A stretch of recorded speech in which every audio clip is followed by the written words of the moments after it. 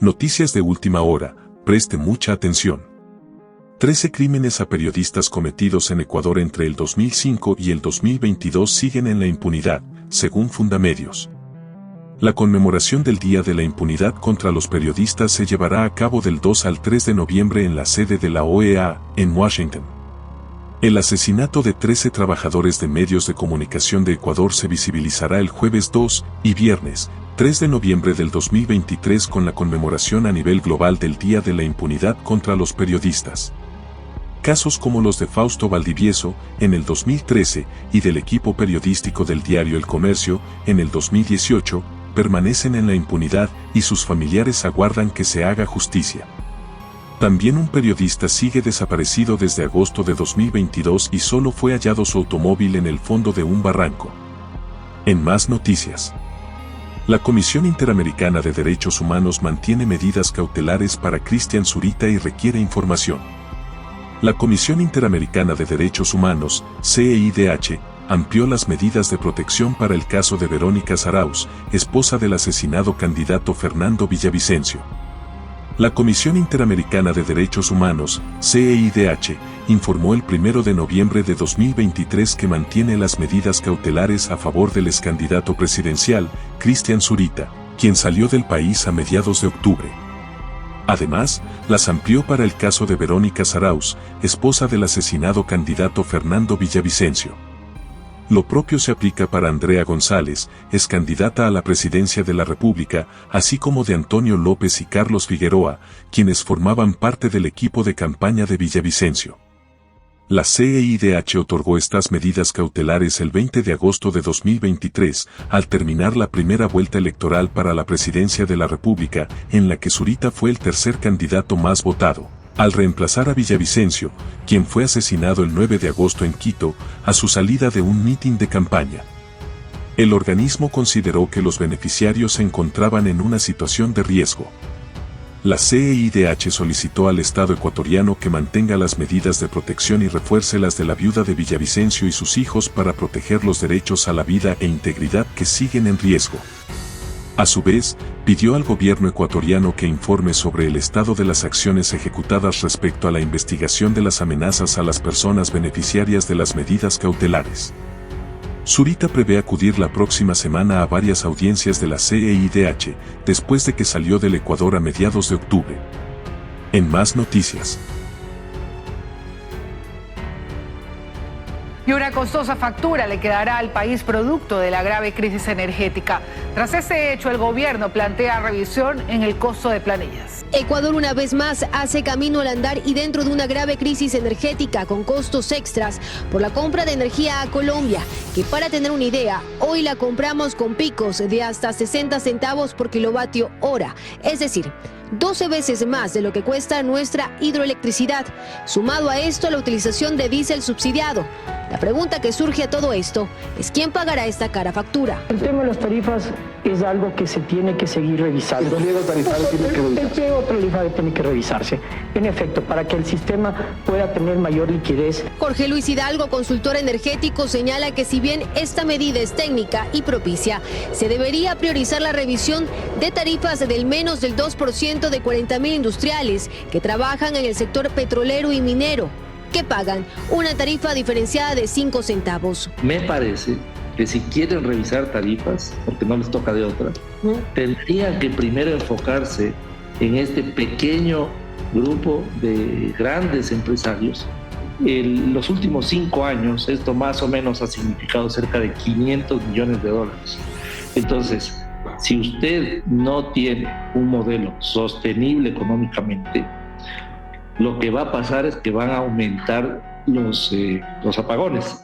No obstante, esta anunciada revisión al pliego tarifario ya comienza a preocupar a los usuarios. Porque no es justo que algo que no se consume vaya a pagar. Ojalá que no, pero como este país es así, de las sorpresas, entonces espero que no. No se sabe, o sea, con este gobierno no se sabe. O sea, puede que sí, como puede que no. Pero sí le preocupa. La verdad que sí. El consultor energético Jorge Luis Hidalgo advierte que el sector energético está a punto de quebrar, por lo que se necesita acciones menos políticas y más técnicas.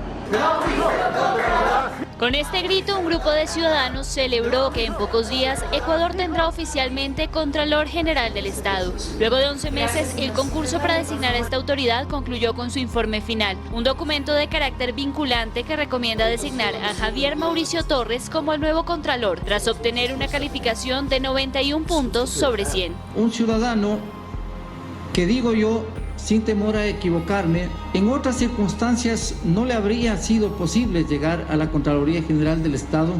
Sin embargo, a través de este proceso transparente se ha ganado su derecho a ocupar el primer cargo en el control de las cuentas del Estado.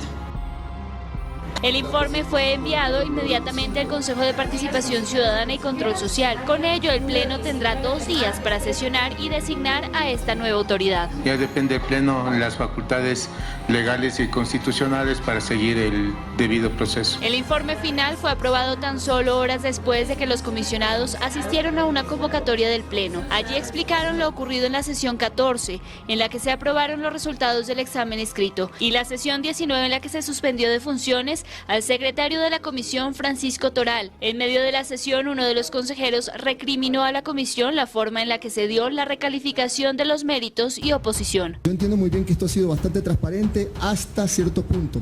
Me refiero a la recalificación, que es en la fase en la que más se oscurece este proceso. Sin embargo, la comisión resaltó que existen 2 sentencias que respaldan su actuación. No existe decisión judicial alguna que ordene suspender este concurso. A pesar de ello, en horas de la tarde se presentó una nueva acción de protección en contra del concurso. De acuerdo a la consejera Michelle Calvache, buscan impedir que se designe a Javier Torres. Están buscando o encaminando a que el número 1, en este caso el señor Torres, asimismo como el señor León, tratar de desvirtuar sus carpetas para que en este caso suba la tercera de la lista, que sería en este caso la señora Vivanco. Esperemos que en este feriado, sobre todo, no existan sorpresas con estos jueces a la carta.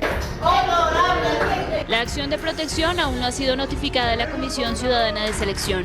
Apenas consta el sorteo de la causa.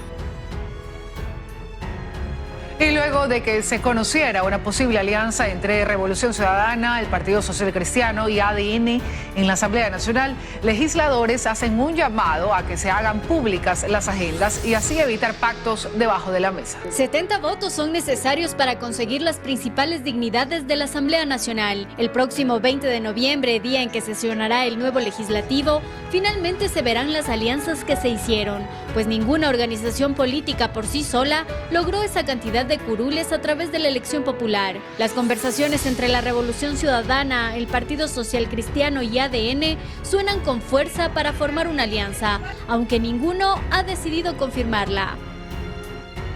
Hemos pedido es que cualquier otro tipo de resolución y de acercamiento, una vez que se concrete, se haga público, porque la ciudadanía merece saberlo.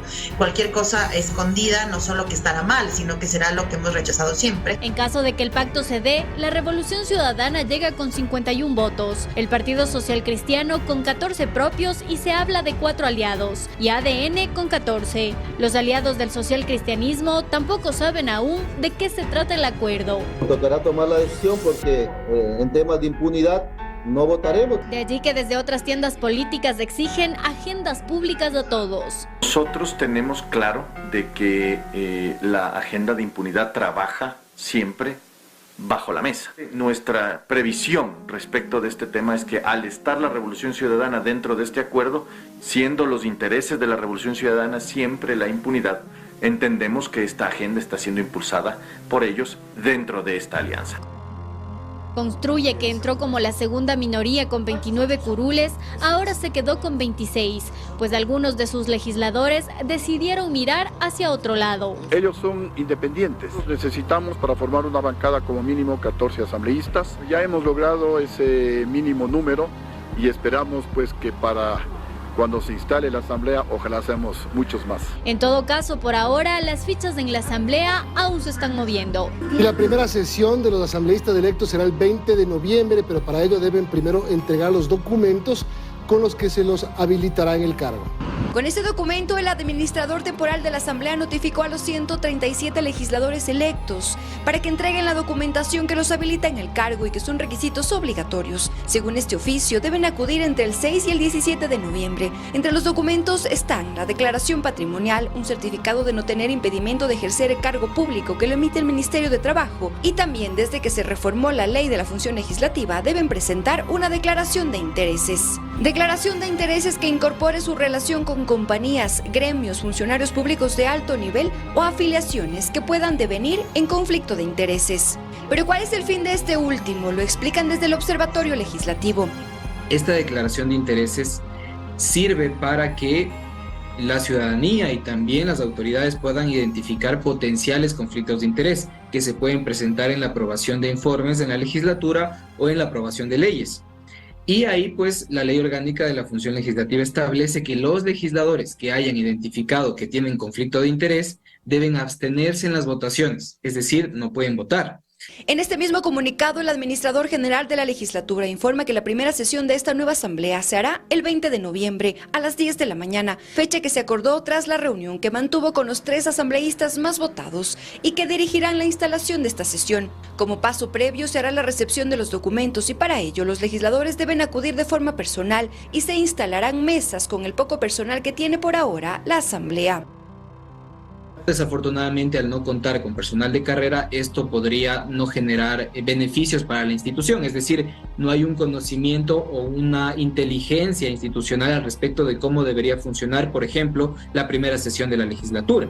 Y ahí nos ponemos en apuros como país al respecto de improvisar una primera sesión que debería ser impecable por respeto a los ecuatorianos. Solicitamos una entrevista con el administrador temporal de la legislatura para conocer los detalles de los preparativos de la primera sesión, pero no hemos sido atendidos. Se nos informó que en los próximos días habrá un pronunciamiento. Y la Corte Constitucional dictaminó este miércoles la constitucionalidad formal y material del Tratado de Libre Comercio TCL entre el Gobierno de Ecuador y la República Popular China. Ahora el tratado debe ser ratificado por la nueva Asamblea Nacional, cuya primera reunión, como ya se mencionó, será el próximo 20 de noviembre de 2023.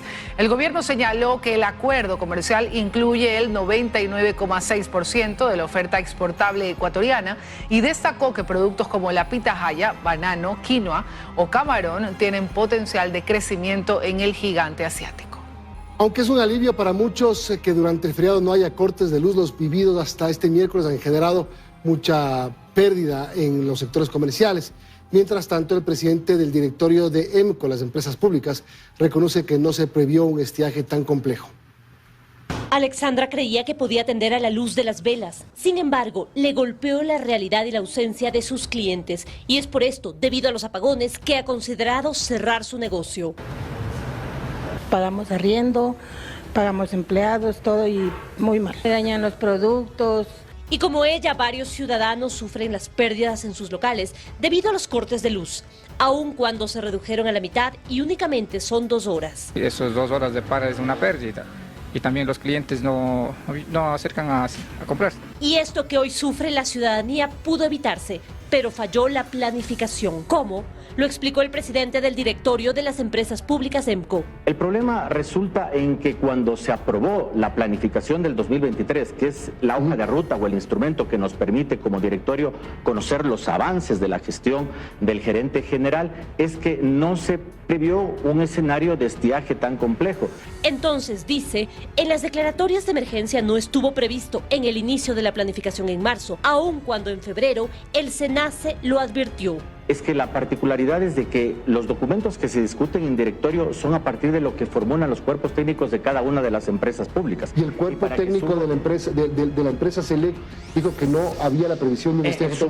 En su momento no advirtió esas novedades. Con motivo, por ejemplo, del conocimiento del tercer trimestre, ahora en noviembre, se hace evaluación permanente de los gerentes generales. Y ahora asegura que se han dado los pasos para enfrentar la crisis. Y lo primero que hicieron fue que CENEL firmara un convenio con 9 empresas distribuidoras para comprar la generación de megavatios que requieren. Eso se firmó la semana pasada. Es el instrumento jurídico para poder llevar a cabo ya los procesos de contratación. Además, informó Jorge Benavides que de los 12 gerentes de las empresas públicas, 6 son subrogantes, especialmente en los sectores estratégicos.